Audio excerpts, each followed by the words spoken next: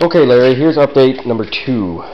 Progress today. We have the mufflers installed, and the tank has been mounted, so we'll take a look at that.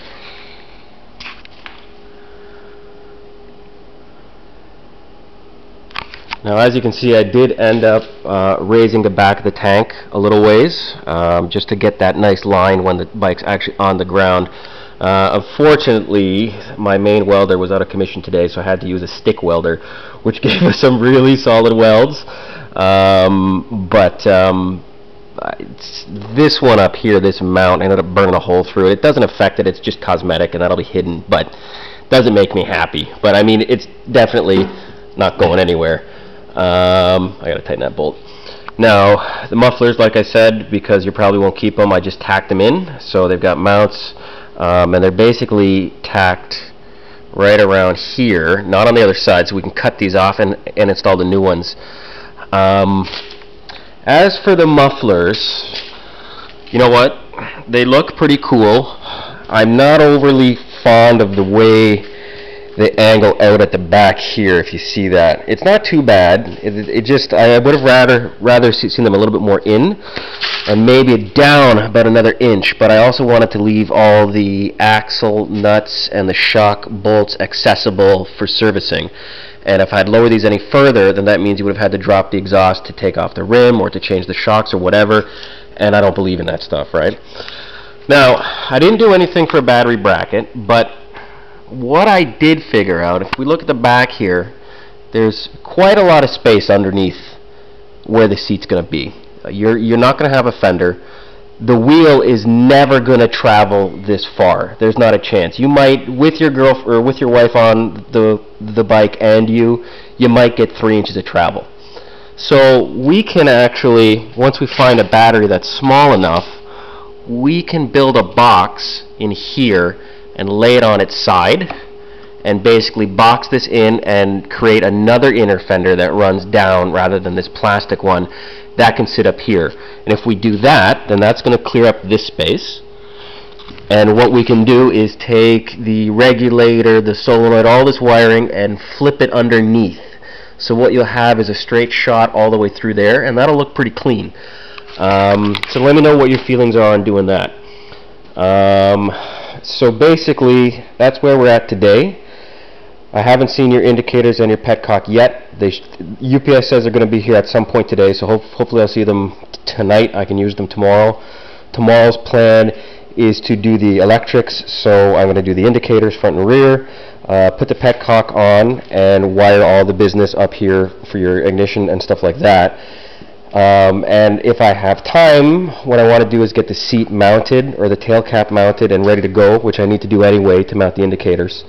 And the carbs are still giving me a bit of a headache, so I'm actually going to finish the small stuff first, then spend more time on the carbs. So when I start it, you're going to see runs on the choke fine, it'll run off the choke pretty well, and then it starts to give out. So that to me sounds a lot like a fueling issue, and I won't be able to sort that until we get the new petcock on and I can eliminate all this crap in here, put a larger filter and get more fuel going in here. So that's something that we'll figure out when the petcock's on, so figure, you know, maybe Wednesday.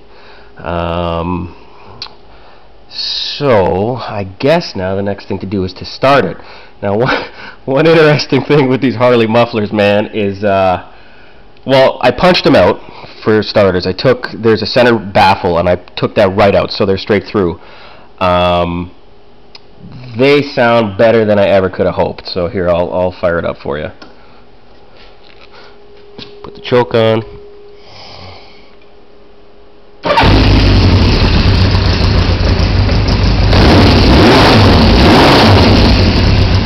So just let me take off the choke.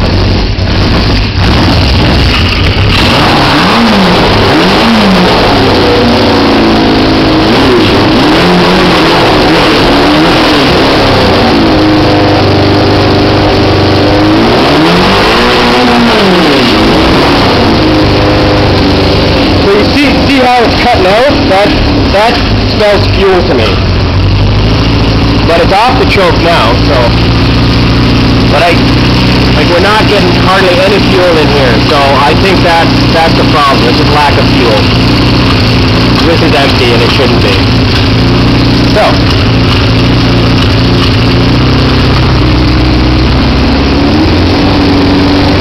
see how the idle's going up? That's the sound of a bike running out of gas.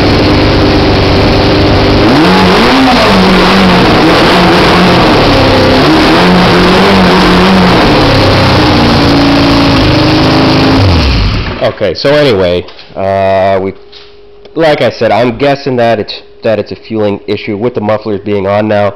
We do have some back pressure. Again, that affects everything, which we've talked about the tuning aspect already. So you kind of know where I'm coming from that way. So I guess that's about it. Long ass video, brother. Sorry, but that's where we're sitting at. So here's what we've got done today. And tomorrow, more electrics, hopefully the tail cap, and then I'm hoping Wednesday to get these carbs sorted out and running. Like I said, there's a chance I might revise all this stuff, get gas going in here proper, and it could run like a dream. Here's hoping. Either way, I'll get it figured out. And, well, that's it. Talk to you later.